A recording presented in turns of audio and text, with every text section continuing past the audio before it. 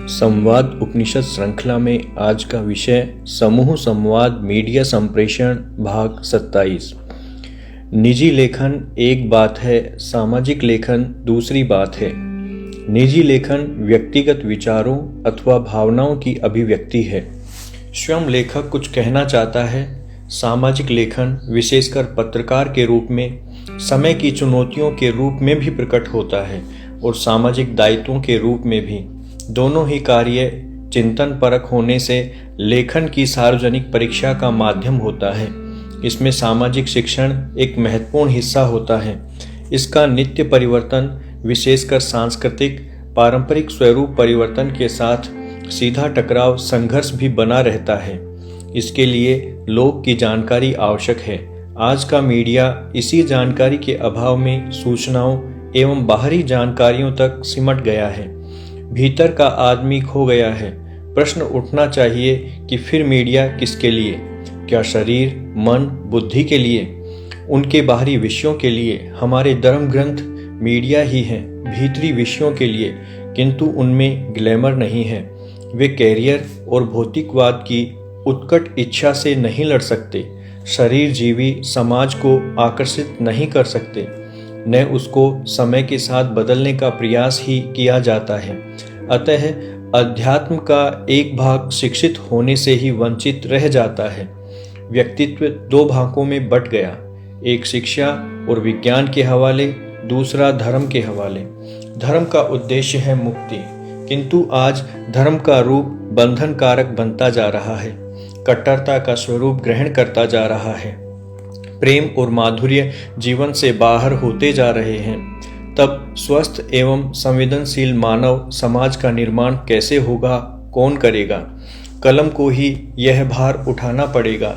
साहित्य, काव्य, पत्रकारिता या अन्य किसी भी रूप में मानव के केंद्र आत्मा रूप हृदय को संस्कारवान बनाए रखना होगा।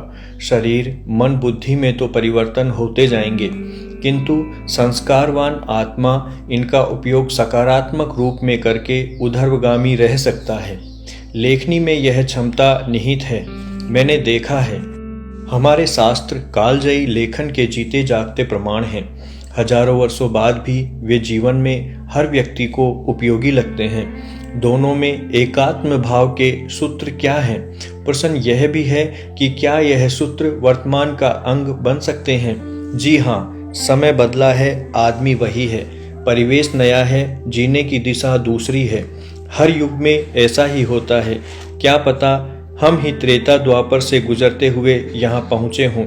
आखिर हमने भी तो 84 लाख योनियों की यात्रा की होगी। लेखनी इस तथ्य को विस्मृत न करे। लेखन कार्य भी एक निर्माण है, एक यज्ञ है। वाक रूपी सोम की आहुति है, सौर अग्नि रूप बुद्धि में। लेखन के इस आधि भौतिक स्वरूप को आधि दैविक बनाने की भी आवश्यकता है। परोक्षा व देवः कहा गया है। मातृ देवो भव, पितृ देवो भव कहा जाता है। जिस प्रकार सारे अनुष्ठान दीपक की साक्षी में देवरूप धारण करके किए जाते हैं, लेखन को भी उसी प्रकार से अनुष्ठान बनाने का प्रयास किया जाना चाहिए। तब उसे पाठक के भीतर बैठा देवता पढ़ पाएगा। पाठक का भी शरीर नहीं पढ़ता, वह शब्दों को नहीं पढ़ता, शब्दों के बीच के भावों को ग्रहण करता है। इसके आगे लेखक पहुंच नहीं सकता। सूर्य हमारा पिता है, इंद्र प्राण रूप देवता है, वही हमारे प्रयासों की अंतिम सीमा है। आगे ले जाने का कार्य इंद्र का है। हमारे यहाँ देवता बनकर देवता की पूजा करने का विधान है। यहाँ पाठक ही देवता है। लेखक के प्राण ही पाठक के प्राणों को गतिमान करते हैं। शरीर और मन की अपनी गति नहीं होती। प्राणों को ही देवता कहते हैं। प्राण सूक्ष्म होते हैं, देव सूक्ष्म कारण होते हैं, अक्षर स्पंदन सूक्ष्म होते हैं, अतः एकाकार रहते हैं। हर कार्य का एक कारण होता है। कार्य स्थूल होता है, वैखरी वाक स्थूल होती है, शरीर स्थूल होता है।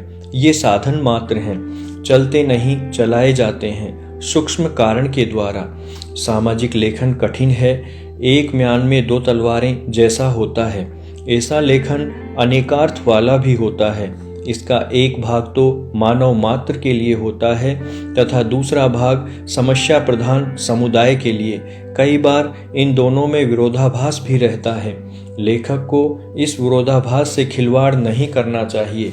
उसका माधुर्य समुदायों की सामूहिक उत्तेजना को शांत करने में सहायक होना चाहिए। वर्षा की फुहारों जैसी शीतलता का आभास कराने वाला होना चाहिए। कई बार लेखनी से वज्रपात भी करना पड़ता है। सरकारों के विरुद्ध भी खड़ा होना पड़ता है। सरकारें भी समाज की तरह किंतु समाज से अलग समाज बन गई हैं। लोकतंत्र के नाम पर लोग आज तंत्र पर आश्रित हो गया है। तंत्र की अपनी कोई नीति या मर्यादा दिखाई नहीं पड़ती। तब मीडिया ही चीरहरण के विरुद्ध बोल सकता है अथवा ऐसे हालात में भी चाटुकारों की तरह यशोगान प्रशस्ति वाचन भी कर सकता है। मीडिया के लिए सरकार का कोपभाजन होना आर्थिक हानि का बड़ा कारण बनता है तथा सामाजिक विरोध उसके अस्तित्व पर ही चोट करने लगता है। लेखक के लिए स्पष्ट, निष्पक्ष एवं निर्भीक होना बहुत आवश्यक है। साहित्य निर्माण में तो अत्यावश्यक है। आजकल समाज में बुद्धिजीवी बढ़ते जा रहे हैं। ये लोग समाज में कई तरह के विवाद शुरू करते ही तुष्ट होते हैं। शब्द बाणों के घाव करने के लिए जाने जाते हैं। मीडिया में इनका प्रवेश रोक पाना, इनको प्रतिष्ठित न होने देना भी एक बड़ी चुनौती है। इनके प्रति समाज को जागरूक करना भी आवश्यक है। इनके साथ ही समाज में कई तरह के माफिया पैदा हो गए हैं। इनमें अधिकांश को सत्ता का संरक्षण प्राप्त होता है। इनके विरुद्ध अभियान चलाते हुए खुद को एवं परिवार को सुरक्षित रख पाना भी तलवार की धार पर चलना ही है। जरूरत पड़ने पर सरकारें भी माफिया का ही साथ देती हैं। दोनों के स्वार्थ आपस में जुड़े रहते हैं, अतः मीडिया अकेला पड़ जाता है। सामाजिक लेखन के दो मुख्य पहलू होते हैं। स्वयं लिखने वाला कौन है, पुरुष है अथवा स्त्री, किस वर्ण का है, ब्राह्मण, क्षत्रिय अथवा वैश्य। पढ़ने वाले सभी वर्णों के होते हैं। स्त्री पुरुष भी होते हैं। पुरुष का धरातल बौद्धिक है, स्त्री चिंतन का धरातल मानसिक होता है, सौम्या है। बौद्धिक धरातल की विषय वस्तु स्त्री नहीं पढ़ेगी। आधुनिक शिक्षित स्त्रियां पढ़ने लगी हैं। मानसिक धरातल पुरुषों को भी अच्छा लगता है, बोझिल नहीं होता, मधुर होता है। माधुर्य कौन बांट सकता है? मधुमक्खी। साधु की तुलना मधुमक्खी से की जाती है, जो बिना किसी फूल का अहित किए अपना अन्न लेती है और उसे पचाकर मधु के रूप में समाज को लौटा देती है। लेखन के पीछे भी यही प्रेरणा होनी चाहिए। जीवन का लक्ष्य पुरुषार्थ है। धर्म, अर्थ, काम, मोक्ष। धर्म बुद्धि का विषय है, अर्थ शरीर का, काम मन का और मोक्ष आत्मा का। यही हमारी सामाजिक शिक्षा का आधार भी है। प्रकृति में 3 तरह के वीर्य होते हैं, जिनके अनुरूप आत्मा कर्म करता है। ब्रह्म, क्षत्र या विटवीर्य। ये क्रमशः ज्ञान, शक्ति एवं संग्रह और वितरण के प्रतिनिधि कहे गए हैं। पत्रकार जिस वीर्य की प्रधानता वाला होगा, स्त्री अथवा पुरुष होगा, वैसी ही उसकी भाषा होगी। इनसे भी ऊपर पत्रकार का संकल्प होगा। पत्रकार बुद्धिजीवी होता है, साहित्यकार मनस्वी होता है और कवि ऋषितुल्य होता है, क्रांतदर्शी होता है। ये सारे गुण आपको वाल्मीकि और वेदव्यास में दिखाई पड़ते हैं। अर्थात इन गुणों को व्यक्ति चाहे तो अर्जित कर सकता है। इस कार्य में व्यक्ति का व्यष्टि भाव काम नहीं आ सकता। समष्टि भाव ही इसका मार्ग है। साधना पथ ही बुद्धि और मन को आत्म भाव की ओर ले जा सकता है। इसके लिए सत्संग से, संतों के आशीर्वाद से मन को समष्टि से जोड़ना, विश्व कल्याण या मैत्री का भाव जगाए रखना महत्वपूर्ण बात साबित होती है। हर पाठक का आशीर्वाद लेखनी में प्रविष्ट होता जाता है। दवा से ज्यादा दुआ में असर होता है। जब तक पाठक कलम से नहीं जुड़ जाता, उसकी प्रतिक्रिया आपके मानसिक धरातल को छू नहीं लेती, आपका लिखना व्यर्थ जाता है। पढ़ने वाला आपकी बात को हृदयंगम नहीं करता, बात खो जाती है। ऐसा तब होता है जब आपके लेखन में शब्द महत्वपूर्ण होते हैं, उनके मध्य का संदेश महत्वपूर्ण नहीं होता। पाठक को आपकी मंशा सुनाई पड़ती है।